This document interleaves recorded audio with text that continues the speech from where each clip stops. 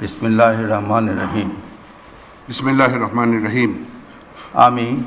আমি জুবায়ের রহমান চৌধুরী বাংলাদেশের প্রধান বিচারপতি নিযুক্ত হইয়া সশ্রদ্ধ চিত্তে শপথ করিতেছি যে আমি আইন অনুযায়ী ও বিশ্বস্ততার সহিত আমার পদের কর্তব্য পালন করিব।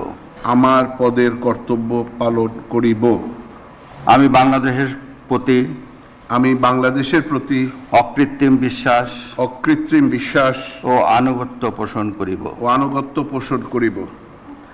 আমি বাংলাদেশের সংবিধান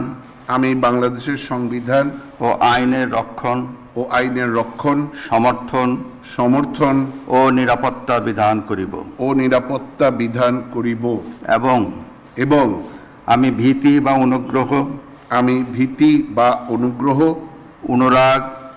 অনুরাগ বা বিরাগের বশবর্তী না হইয়া সকলের প্রতি আইন অনুযায়ী যথাবিহিত আচরণ করিব।